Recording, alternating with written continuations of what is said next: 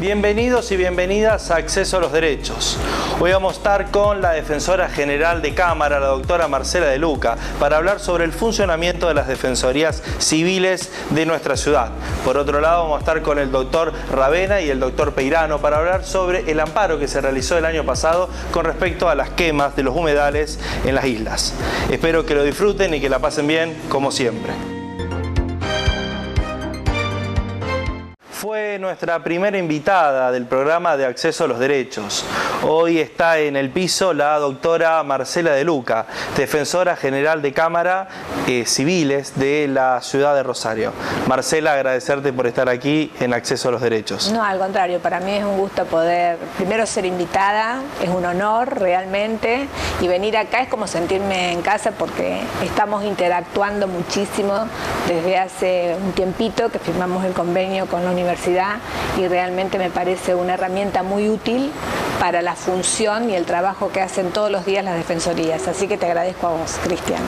Marcela, inicia nuevamente el trabajo a partir del 1 de febrero en las, como valga la redundancia, en las defensorías, en el tribunal. Sí, digamos el trabajo habitual, porque el trabajo nunca se cortó porque en la feria judicial, que este año me tocó quedarme, se continuó, pero solamente ciñéndose a los casos de extrema urgencia. O sea, por ejemplo, un alimento que fuera indispensable o una restitución de un menor, un régimen de comunicación que se haya interrumpido, alguna protección de persona, también eso en el caso, de, por ejemplo, del alcoholismo, de consumo peligroso de drogas. Entonces, en ese caso quedó durante la feria, queda en un periodo de feria en enero, donde está mal interpretado que se paraliza la actividad judicial. La actividad judicial continúa, reducida a esos casos de urgencia.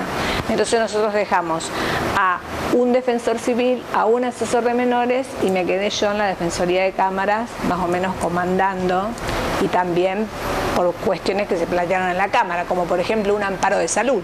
Exactamente. Así que, pero ahora en el término regular, que es durante todo el año, sí se ha modificado la actividad porque ahora es semipresencial. ¿Por qué yo le llamo semipresencial? Porque anteriormente la gente concurría sin turnos a la Defensoría, antes de la pandemia. Durante la pandemia se trabajó de manera remota y fundamentalmente cuando se abrió el ASPO se trabajó con turnos, pero solamente ceñido a los casos de urgencia. Ahora se abre el espectro de materias que atienden los defensores, que son todas las materias, como alimentos, régimen de comunicación, filiaciones, reconocimientos de hijos, adopciones, toda aquella materia civil que entra. Yo les estoy nombrando lo que más se trabaja en la Defensoría. Pero se distribuye entre los 10 defensores y no se ciñe a los casos de urgencia, sino que a todos los asuntos civiles que puedan entrar de aquellas personas que no tienen medios económicos o que están en una situación de vulnerabilidad, como pueden ser los ancianos, como pueden ser los menores de edad, como pueden ser una mujer violentada. Entonces, esa gente, si bien puede ir presencialmente a la Defensoría, lo va a hacer con turnos. Hay un turno que se saca, uno entra en la página del Poder Judicial y lo va direccionando. Si tiene defensor, si no tiene defensor, si no tiene defensor va a ir a una mesa de entradas única, que es la que comanda la gestión de la Defensoría, y ese le va a asignar un defensor. Y va a ir un día y hora determinado. En general estamos dando por día cada defensor 10 turnos y nos reservamos 20 o 30 turnos todos los días para las cuestiones que son de urgencia. Por ejemplo, una protección de persona, una madre que viene desesperada de un hijo que tiene un consumo, una adicción a las drogas, que le está ejerciendo violencia o que le está destruyendo la casa y no tenía un turno. A esa persona hay que atenderla. Entonces, para esos casos estrictamente de necesarios y de urgencia, se los reserva para poder atenderlas en el día. Y esa va a ser atendida por el defensor de turno. A su vez tenemos la atención remota vía mail. Eso es muy importante, Marcela. Hablar un poco de las nuevas tecnologías a disposición de la comunidad, de la sociedad. Exacto. Es decir, cómo el aislamiento, es decir, la pandemia ha generado nuevas herramientas. Estas nuevas herramientas lo que dan como consecuencia, como resultado, es, bueno, se quedan, es decir, estas herramientas que se crearon durante la pandemia en la actualidad, ¿llegaron para quedarse? Claro, yo en una primera entrevista que habíamos tenido con vos, yo dije que hay cosas negativas de la pandemia y cosas positivas. Las cosas positivas son estas, que vinieron para quedarse, porque son todos instrumentos muy útiles para precisamente ese grado de comunicación y de agilización en la gestión de la atención de la gente. Porque, por ejemplo, nosotros tenemos abierto un Facebook, un Instagram, tenemos 3 líneas de teléfono que están activas, 2 se agregaron en la pandemia.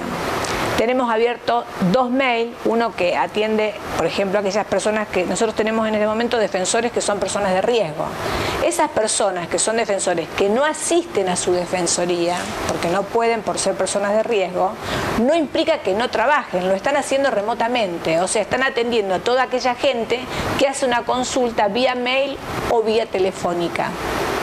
Entonces esas cosas son muy importantes. Nosotros recibimos muchas, a lo mejor información que damos a través del Facebook, que es útil para la gente, precisamente para los más vulnerables, por ejemplo en el caso de que haya carencia de alimentos o alguna cuestión de salud importante para tratar o alguna cuestión a lo mejor de abastecimiento de agua en algún barrio, porque no solamente tenemos las defensorías civiles de Rosario que están en el tribunal, tenemos las defensorías periféricas, zonales, barriales, zonales o barriales, que esas defensorías son muy importantes porque están descentralizadas y están en el contacto permanente con el vecino. Y fundamentalmente se las pensó ¿para qué? Para que el conflicto no llegue al tribunal. Para que precisamente se elige al defensor para que sea mediador. Porque generalmente son conflictos mínimos, a lo mejor problemas entre vecinos, a lo mejor alguna persona que se le murieron los padres y que se quedó con un menor y necesita hacer una tutoría para agarrar una pensión, que es un trámite voluntario. Eso puede ir a la defensoría y el defensor se ocupa de hacerlo.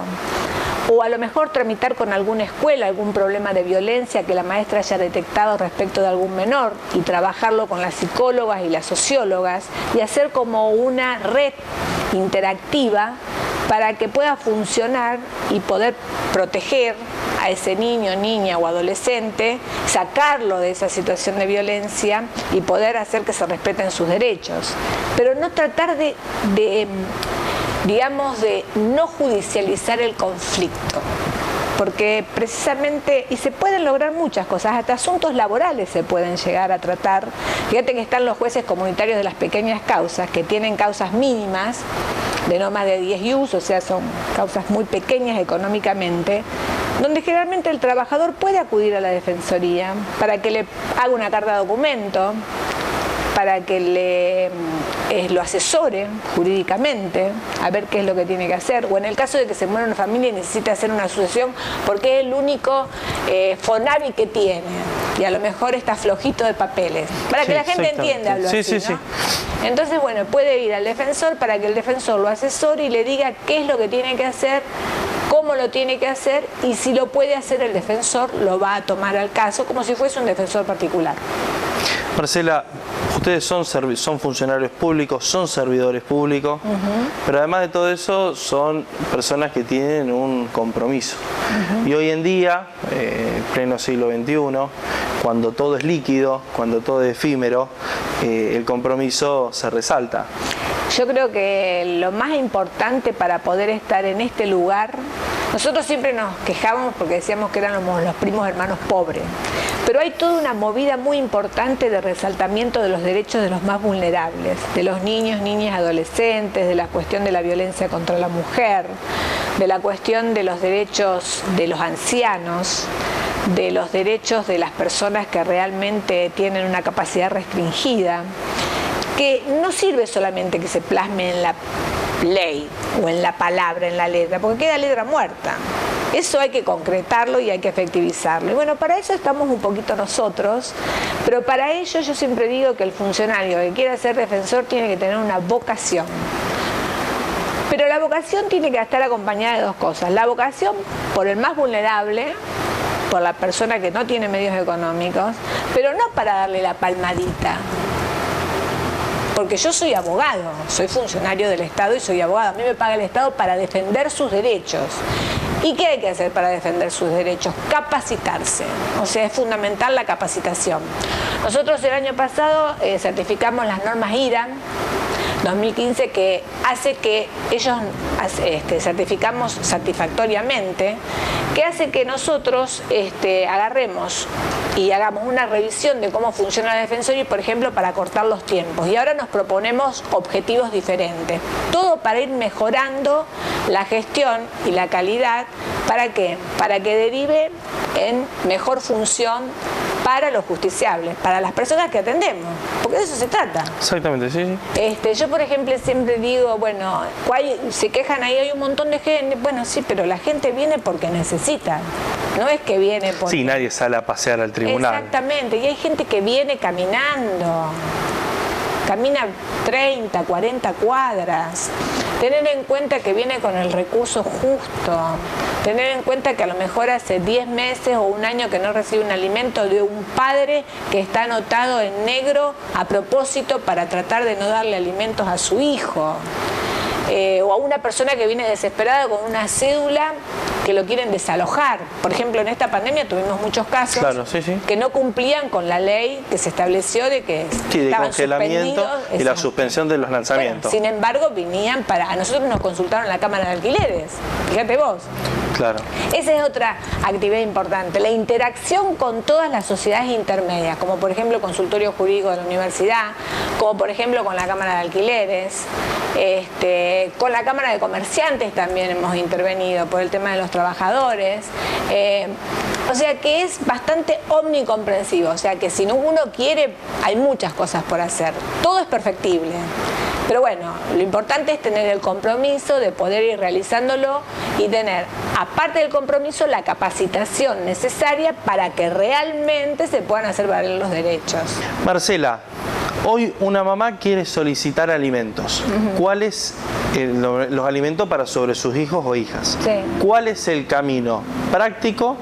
Tiene que entrar a la página del Poder Judicial, ahí va a haber un espacio donde dice Defensorías Civiles, cliquea en Defensorías Civiles y le va a salir si tiene defensor ya asignado y si no tiene defensor. Si no tiene defensor, cliquea y le va a salir un turno directamente para la mesa de entradas.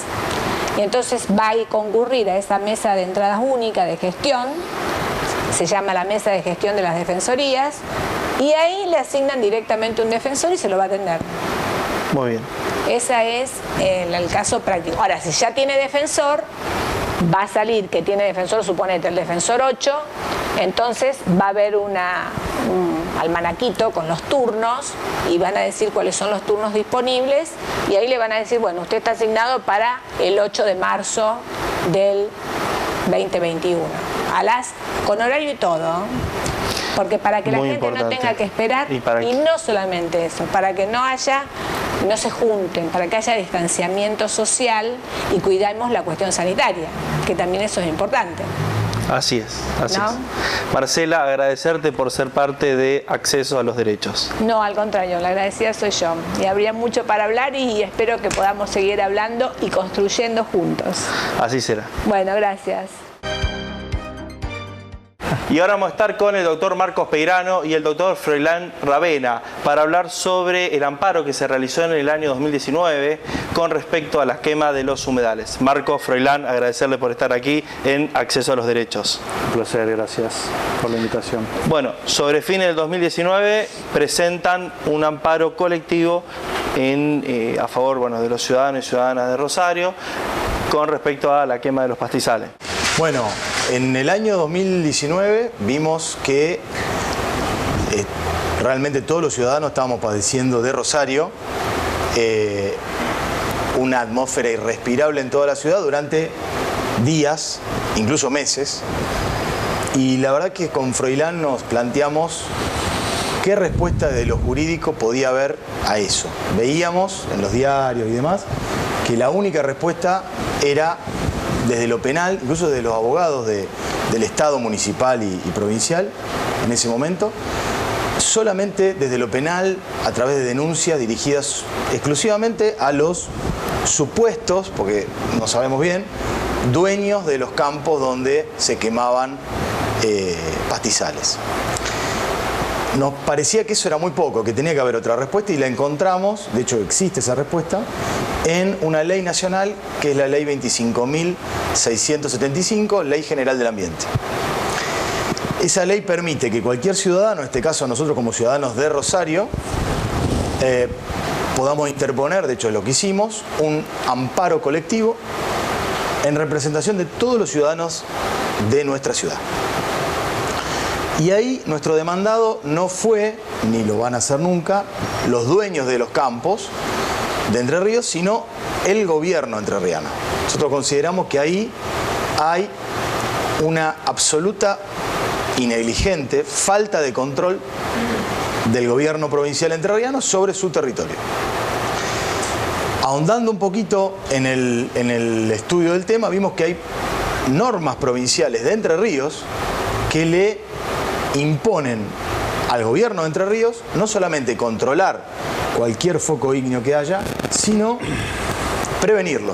Incluso elaborar todos los años un mapa del fuego y sobre todo, lo dice la propia ley entrerriana, cuando esto pudiera afectar a provincias vecinas.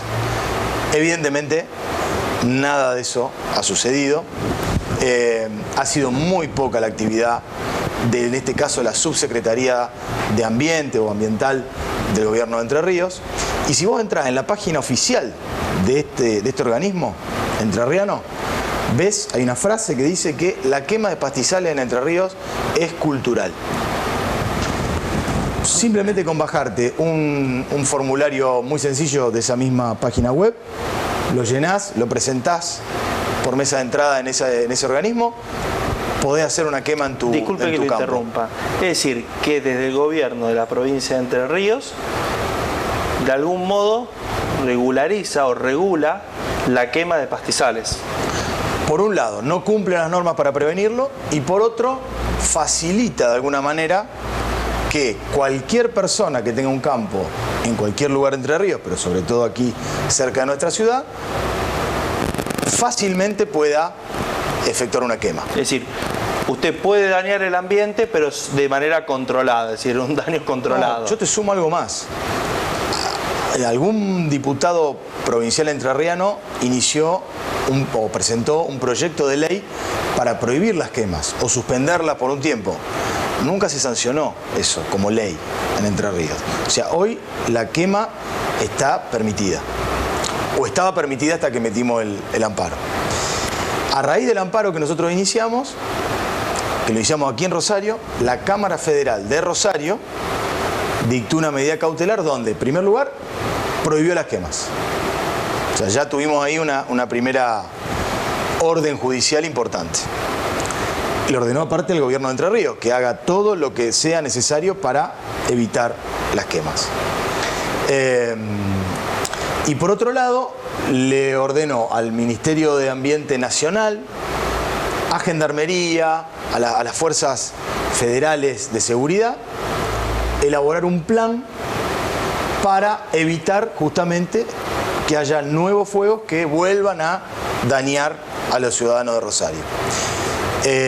Bueno, esa medida cautelar salió, se notificó a todos los entes públicos, inclusive al gobierno de Entre Ríos. Pero bueno, lamentablemente a hoy vemos que esa medida cautelar, digamos, formalmente ha habido alguna presentación en el expediente del Ministerio de la Nación diciendo vamos a hacer esto, vamos a hacer lo otro, vamos a instalar faros para controlar el territorio, pero a la luz de los hechos, hoy, incluso hace poquito, un par de días, hemos tenido nuevamente humo en Rosario. Tenemos por un lado algo bueno y algo malo. Lo bueno es que este expediente que nosotros iniciamos aquí en Rosario, hubo otros amparos iniciados en Paraná, ante la misma Corte originariamente, los unificó todos y los tomó la Corte Suprema de Justicia de la Nación. ¿Por qué? Básicamente en el nuestro, porque la demandada es una provincia. Entonces, en ese caso, la Constitución Nacional dice que debe intervenir la Corte Suprema directamente. Eso es bueno porque lo tomó, digamos, el tribunal más importante del país. ¿Qué es lo malo? La Corte tiene tiempos que no son los tiempos de un tribunal de primera instancia. Es decir, es un solo tribunal para muchísimos temas a nivel nacional y no tiene la celeridad que uno quisiera para hacer cumplir estas órdenes judiciales. Nosotros seguimos insistiendo, seguimos impulsando el expediente, pero la verdad es que, bueno, no podemos decir que la Corte tenga un rol, por lo menos en este tema, muy activo en los últimos, te diría, meses. La realidad hoy, tenemos esta medida cautelar, logramos eso, logramos que un tribunal local la ordene, la Corte la tomó y la ratificó, la propia Corte dictó también una medida judicial para evitar las quemas, pero cuando vamos al cumplimiento efectivo, digamos, nosotros le pedíamos, por ejemplo, que le imponga multas al gobierno de Entre Ríos si se incumplía, que se sancione al funcionario que le incumpla. Bueno. Ahí está, con respecto a eso, ¿puede haber consecuencias penales, doctor Froilán? Bueno, esas son cuestiones que estamos tratando de determinar. Como bien Marco anticipó, la causa penal que está radicada hoy en el Juzgado Federal de Paraná apunta principalmente a los titulares de los campos. Entonces hubo una serie de llamados a declaración indagatoria de todos los titulares de las parcelas que se vieron afectadas, entre los cuales había algunos que tampoco es de muy difícil probanza que hayan tenido intervención, digamos, directa en la quema, con lo cual se corre el riesgo de sancionar a alguien por una conducta ajena. Nosotros lo que pensamos es que eso tiene que avanzar un poco más allá de los propios titulares de las tierras y creemos que hay cuanto menos algunos incumplimientos de los deberes de algunos de los funcionarios del gobierno de Entre Ríos, sobre todo la Secretaría de Medio Ambiente, y me atrevo a decir también que hasta del propio gobernador, que no efectivizan los controles necesarios. Sucede que en el momento álgido de las quemas que vivimos acá en la ciudad, en los cuales de acuerdo al viento había días que prácticamente los rosarinos no podíamos ni respirar, pasabas el dedo por los balcones y te ensuciaba la mano la cantidad de ceniza que había. Hay un movimiento, hay una iniciativa por parte de distintos estamentos. Veíamos la foto de Cabandí que venía, se ponía el traje con la pala y venía a sacar la ceniza, etcétera, pero por supuesto, cuando eso desciende, se relaja todo el sistema o todas las imposiciones que la propia medida cautelar que nosotros conseguimos impuso, se relaja y parece como que se va disolviendo y va quedando en la nada, hasta que nuevamente nos encontramos con nuevos focos. A veces tenemos suerte de que el viento no viene para este lado, pero cuando viene para este lado lo sentimos y nos vemos afectados. Y bueno, nosotros queremos avanzar un poco para que se intervenga sobre las responsabilidades penales de aquellos que no están cumpliendo o efectivizando la manda de la Cámara Federal de Rosario. Y básicamente queremos evitar en el futuro que vuelva a suceder, cuanto menos con la intensidad que sucedió el año pasado, que eran días irrespirables. O sea, que no es que se relaja o baja la cantidad de las quemas y se terminó el problema. Estamos convencidos que no, eso vuelve a crecer, va a volver a suceder si realmente no se ajusta y no se investiga quiénes son los responsables de que eso no suceda. Entonces estamos evaluando posibles acciones ante esos incumplimientos. Es una cuestión estacional. El año pasado tuvimos un año muy atípico por el tema de la pandemia, pero es muy posible, te diría casi seguro, que en los próximos meses empiece a haber quemas y cada vez de mayor entidad. Con lo cual, desde nuestro lugar, como actores, digamos, en ese amparo, vamos a intentar hacer todo lo posible para que la Corte Suprema ya tome las medidas que tenga que tomar para hacer cumplir su propia orden judicial. Ahí lo que nos gustaría es, por ahí, tener un poquito más de apoyo del municipio de Rosario, del Consejo. Hemos tenido, por supuesto, sí, apoyo de algunos concejales, fuimos pero al Consejo, quizá no como consejo, como cuerpo local. Yo creo que con un apoyo político serio, claro, esta medida tendría mucho más fuerza y lograríamos, por lo menos a futuro, lo que ya padecimos ya está, a futuro, realmente evitar que esto vuelva a ocurrir. Ojalá que tengamos ese apoyo. Esperemos que no tengamos que otra vez volver a vivir lo irrespirable para para lograr eso, digamos. Fräulein, Marcos, agradecerle por estar aquí en Acceso a los Derechos y cuenten con nosotros del programa para comunicar todo lo que sea sobre el caso. Muchas gracias. Muchas gracias. Muchas gracias. Lo que querés saber, lo que querés preguntar, lo que nadie te cuenta, aquí en Acceso a los Derechos. Todos los viernes a las 18:30 horas por Somos Rosario.